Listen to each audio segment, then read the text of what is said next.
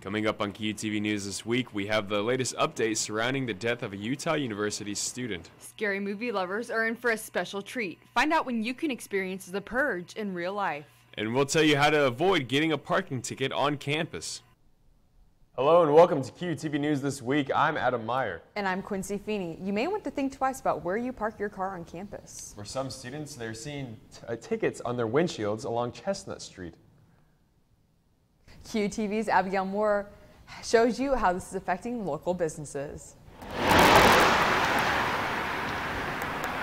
QU students say it's difficult to find a close parking spot near their residence hall. When the parking lot and street parking are full, you can find student-owned cars in illegal spaces. One of those spaces belongs to a nearby chiropractor, whose business has been allotted only 2 parking spaces at 1 hour apiece. We do have people that really, even getting from the street to here is sometimes a major, deal. So if they have to park any further than just out in front of my office, then I really get concerned about that. Gribbler's business is located on 18th and Chestnut, the same block as 3 QU residence halls. If students park in prohibited student parking areas, they will receive a ticket from QU security. But disobedience to the street signs is not the issue. Students claim the street sign locations are unclear. They don't want people to park in any of these spots right here. They should definitely have a sign right there.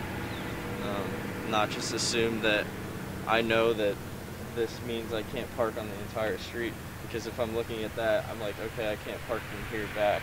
To avoid parking in the wrong areas, security advises to park in C-Lot. Head of Security Sam Lathrop says that if you are coming off a long night, you can't find a parking spot, park in C-Lot, call security, and they will take you to your dorm so you can avoid getting another ticket. Abigail Moore, QUTV News, Quincy. If you are still unsure where you can park, you can pick up a Falcon newspaper for a full map outlining designated parking spots for students. The student government elections have been postponed, according to the current constitution. Now, elections are to be held 2 weeks before Thanksgiving break, but instead, applications for student government are not due until mid-March. Campaigning will begin after the week of those elections. Due to the lack of senators currently serving, SGA cannot pass or vote changes in the Constitution. For more information about SGA, you can read our story on qmedia.net. Now, different clubs and organizations on campus are created to provide safe spaces for students. Now, here's a look at what QU's Spiritual Mentor Group does for you.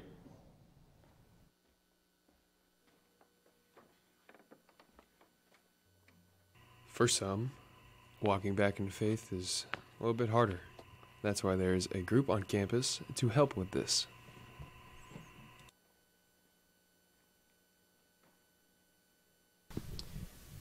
Now, for some students, being faithful or being one in faith is one of their core values. Now, how can they achieve those goals? Well, for some, they pray in a pew just like this, while for others, they can even get more in depth with their faith with music, like playing this baby grand piano. But not all students work the same. Some work different than others, and that's why there's a group on campus that helps students get more in depth in their faith. The Spiritual Mentor Group is not like any other resource on campus. Just friends for people, and it sounds kind of funny, but in the same way that you could get involved in any clubs and organizations on campus, the spiritual mentors are involved in ministry and in faith life. Their team has 12 students, and we'll see what the future has for this group. This who's the person who created the group and one of the returners to like some of the newer people are just like really outstanding leadership. And some of the members of the group, I don't even think they realize that they are leaders yet. Pictures and more information about the Spiritual Mentor Group will be posted in Francis Hall. There's a new club on campus this semester. President Conover wanted to see the university make use of the MacHugh Theater, so the university decided to create a drama club. The first big event will be a spring play. Members are still in the process of choosing a play, but it will be a comedy. Leaders of the club encourage all students to join. Something that helps really allow people to get out of their shell and helps them to grow as who they are as individuals. Theater has always been something that's been very big in my life, and it's allowed for us to grow in a giant community and to really become a family as well. The drama club meets on Sunday evenings at 7 p.m. Auditions for the play will be held on November 26th. The last production, held in McHugh Theater, was in the spring of 2016. Quincy University Dining Services won a national award. Chartwell's received the award for the inclusion excellence due to the success of the Iron Chef Challenges. A few CAF employees attended the award ceremony in Orlando, Florida. In addition, QU's Chris Blakeman, who you see pictured in the middle, was named Regional Director of the Year. Earlier this year, Chartwell's was regionally recognized for its menu variety and student engagement, among other achievements. Thanks to QU CEO Club, you are in for a special treat. And for 2 nights only, be prepared to get scared. Tomorrow night kicks off the 4th annual Haunted House. The theme this year is based on the popular movie series, The Purge. Held at QU's North Campus, this event is open to the public and costs $7 per person. But if you bring a friend, the cost is only $10 for 2 people. And for QU students, it is $5. Now you can buy tickets at the door, and all money is raised to fund the CEO Club.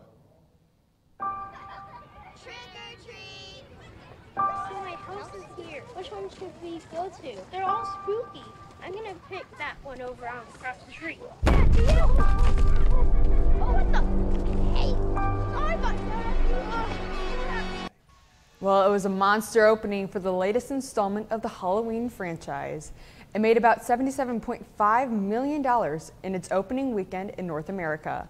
That makes Halloween the 2nd best box office haul for a horror film ever. The film is a direct sequel to the 1978 original and sees both Nick Castle and Jamie Lee Curtis reprising their roles. Halloween runs in theaters through October 31st. Coming up, be careful where you swipe your debit card, and we'll tell you what to watch for in today's Consumer Report. And as new details of the University of Utah shooting are coming to the surface, listen to what the suspect had to say about leading a double life. Because I wasn't happy with my relationship. And by living a double life, I mean by seeking attention from females at work, online, school.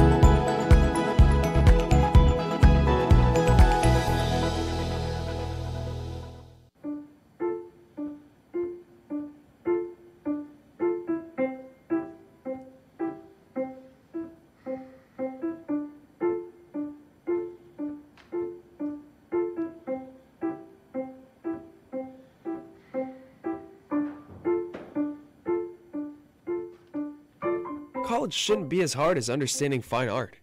Use the resources here at Quincy University. We're here to help. Finding your passion is easy at Quincy University. Whether you're pursuing a bachelor's degree or looking to go even further, at QU, your professional and academic future is bright. 40 undergrad programs include moments that become experiences, connections that become careers, and relationships that become lifelong support. We want you here. That's why we work hard to ensure that a Quincy University education is affordable. Let us help you put together a plan. Visit discover.quincy.edu to get started. The hunt for the suspect in the deadly shooting at the University of Utah is over. Police confirmed a 21-year-old female student was found dead in a vehicle Monday night. They identified the suspect as 37-year-old Melvin Rowland. According to police, Rowland had a history of abusing young women.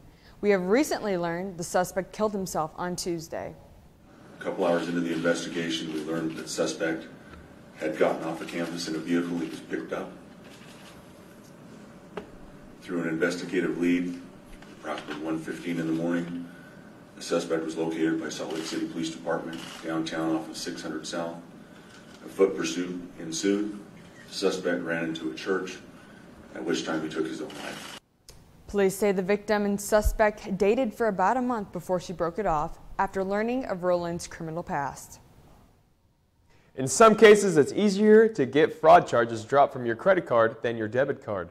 While other fraud is a possibility, and being careful about where you swipe your card can help you avoid these troubles. In today's Consumer Watch, here's a look at the 4 places experts say you should be on high alert. Be careful where you swipe your debit card. The risk of fraud is everywhere, but experts say certain places are more dangerous than others. So here are 4 risky places to avoid. Number 1, outdoor ATMs. Bankrate says thieves can easily capture your bank card information by running it through a skimming machine that's installed over the real card reader. Instead, experts recommend using an ATM inside of a retail outlet where that's less likely to happen. Number 2, gas stations. Bankrate experts say they're a danger zone because they're less secure and transactions require very little supervision. Cash or credit cards are the best ways to pay at the pump. Number 3, online purchases. Bankrate experts say this may be the most dangerous place to make purchases, saying there's potential for hacking at many points during a transaction. And number 4, bars and restaurants. So just think about it. You give your card to the server, the card leaves your hands for a while, and you have no way of knowing whether your card's information was copied while it was gone. Safeguarding your payment information means staying alert at all times. According to NASDAQ.com, students are least likely to notice that they are a victim of fraud. Typically, you do not realize it is your card to be denied, but you're also contacted by your bank. Your phone may be the next tool used in an effort to reduce plastic waste. TAP launched an app Tuesday that displays nearby clean water drinking locations. You can go to those places and refill your own water bottle. The app highlights 34,000 refill stations across 7,100 cities in 30 countries. The list includes restaurants, retail stores, and public water fountains. The TAP app is available for free on Android and Apple products. Some Starbucks employees are learning just how to make great coffee. The first Starbucks store where every employee is fluent in American Sign Language opened this week. You'll notice signs and logos are both in English and American Sign Language. There are tablets at the register if people want to write down their order. And unlike other Starbucks locations, there's no ambient music.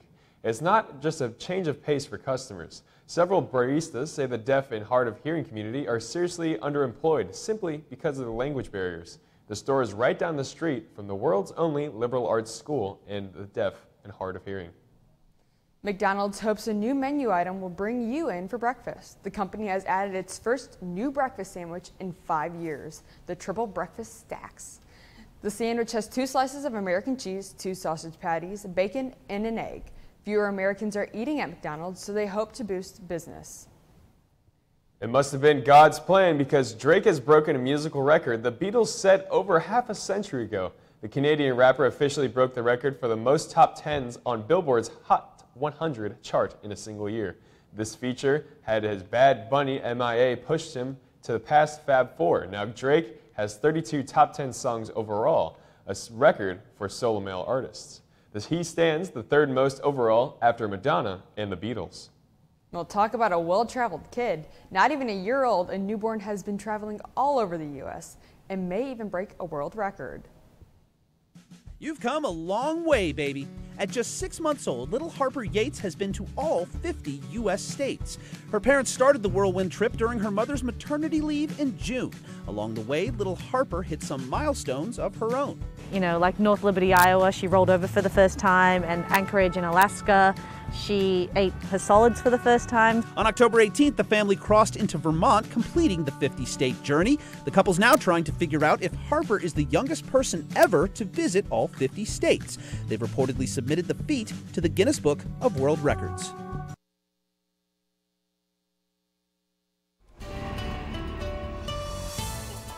Well, as the South prepares for a storm, find out if you should bring out the umbrellas this weekend. Your full weather forecast is next.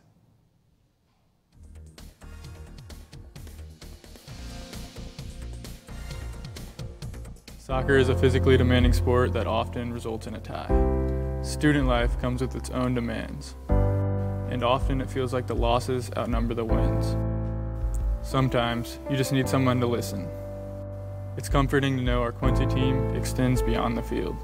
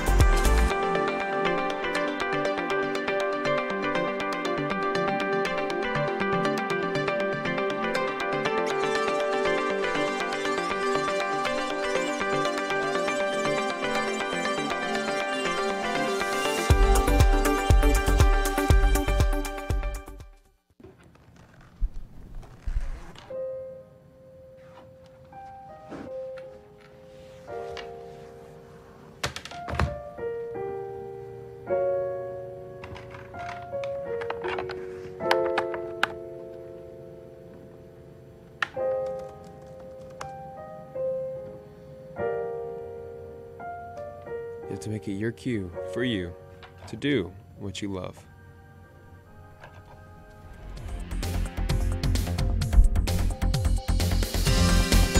Joining us from the Weather Center is QUTV's Abigail Moore. What can you tell us about the latest update on Hurricane Willa? Well, Hurricane Willa has weakened to a tropical depression as it moves over the Mexico mountains. The storm has made landfall, as you see on your screen, as a Category 3 hurricane. So far, no injuries have been reported. Meanwhile, parts of Texas are on alert as the storm brings heavy rain to the state, already dealing with flooding. But back to the Midwest, we may experience some cloud cover and possible showers soon. So now we will take a look at our weekend forecast.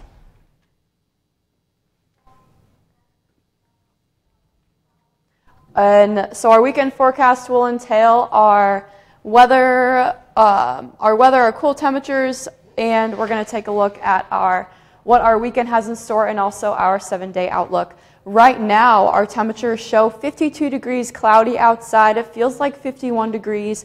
Right now, we have wind coming in from the east at 4 miles an hour, and our humidity at 51%, a little bit higher than it has been recently. Our tri-state area is all in the 50-degree range, a little bit lower than what we've been seeing in the past couple weeks. We're not going to be seeing any more of those 80-degree temperatures anymore, as there was in September, beginning of October, and now it's all hit 50s, and it's all going to be lower from here.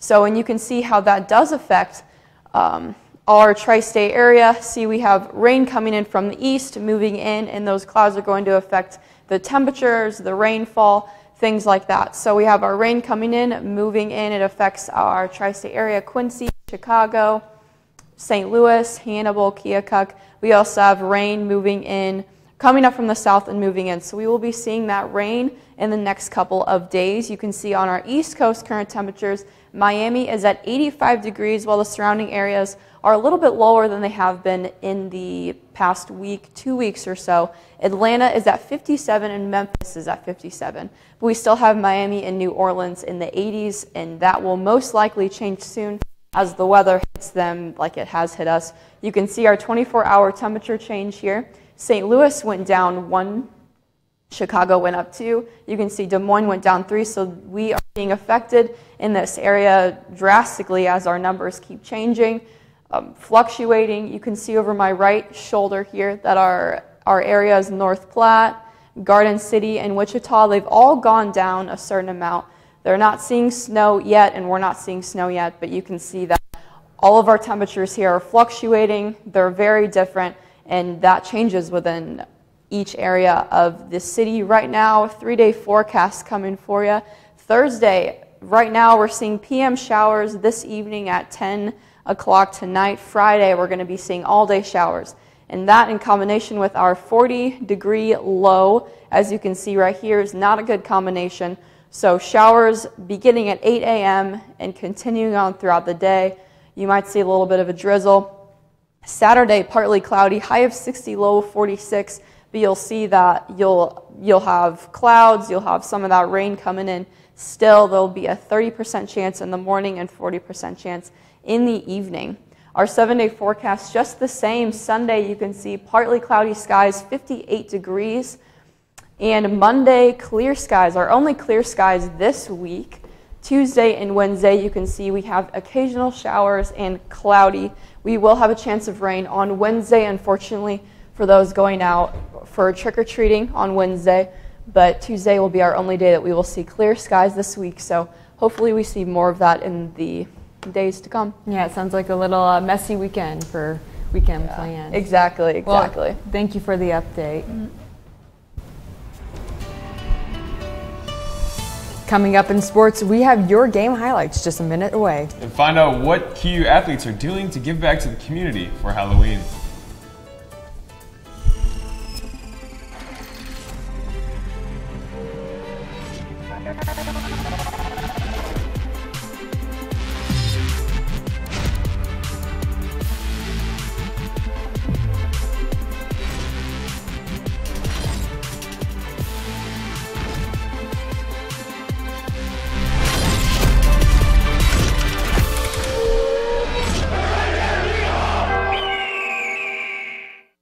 I took my first handful of pills, and that's when all my priorities seemed to change. He would ask to use the bathroom in other people's homes. He just assumed that they would have medication. He'd go in their medicine cabinets and steal prescription drugs.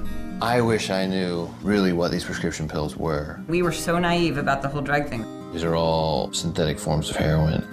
Keep your medication locked up because you'll never notice that a pill is gone. Mind your meds. Learn more from the Partnership for Drug-Free Kids.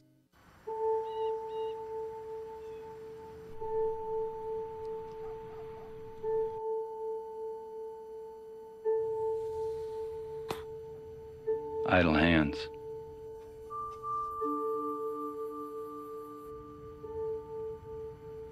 They say they're the devil's workshop.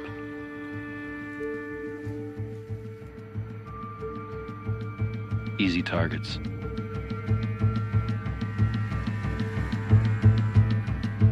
Quick to kill time.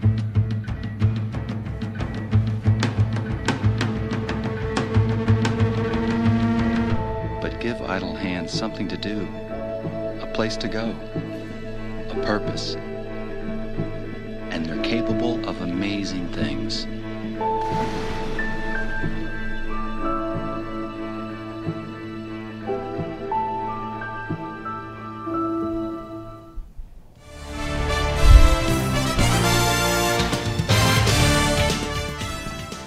Welcome back. Well, it sounds like it was not the best weekend for Hawk sports.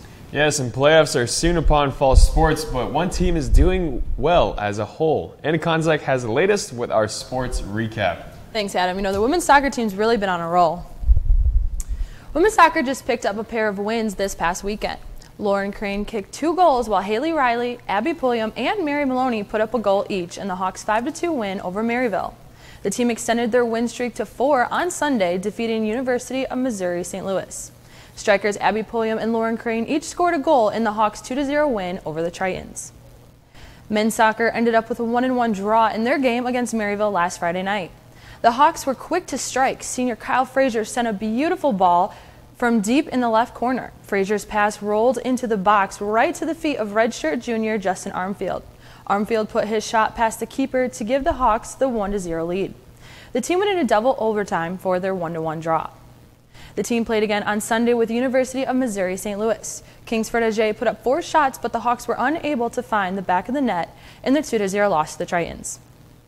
The women's volleyball team saw some action this weekend as well. The Hawks fell to McKendree University in 4 sets on Friday.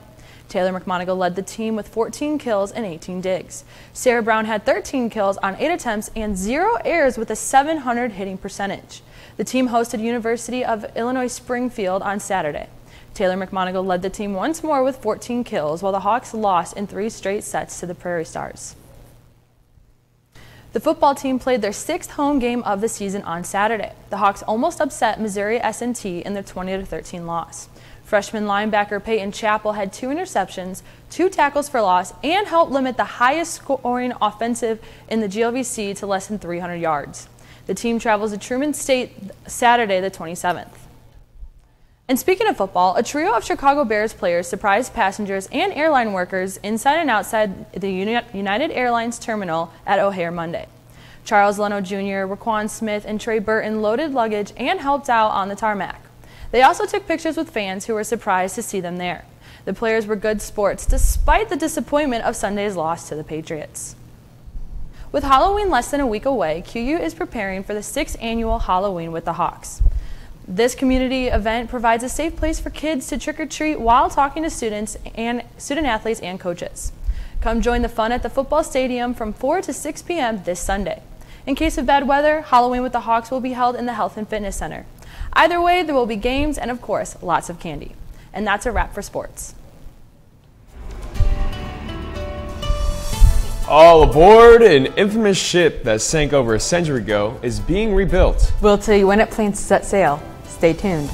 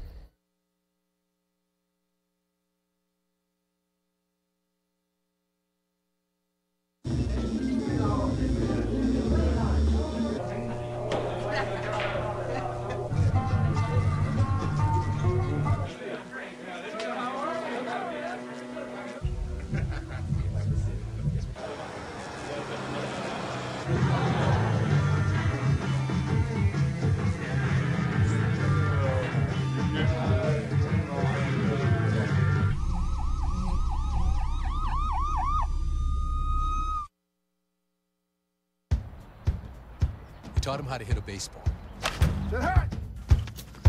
how to hit a receiver, the strike zone, the net. You taught him how to hit the upper corner. You even taught him how to hit the open man. But how much time have you spent teaching him what not to hit?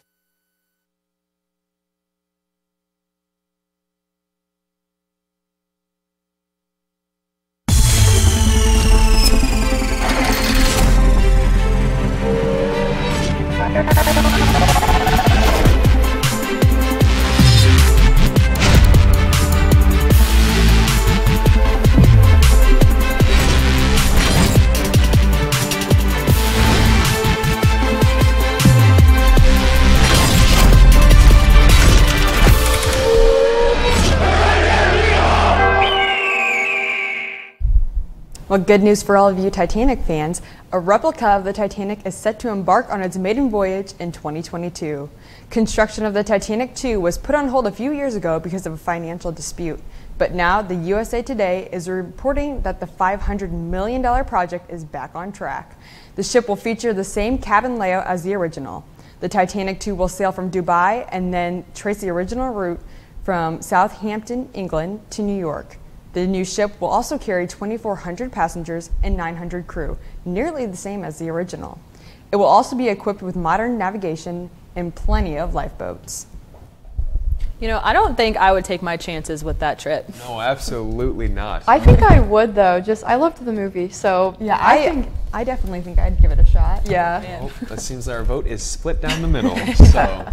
Well, thank you for joining us on QUTV News This Week. For Anna and Abigail, I'm Quincy Feeney. And I'm Adam Meyer. Follow us on Facebook and YouTube for our latest campus news. Have a great day.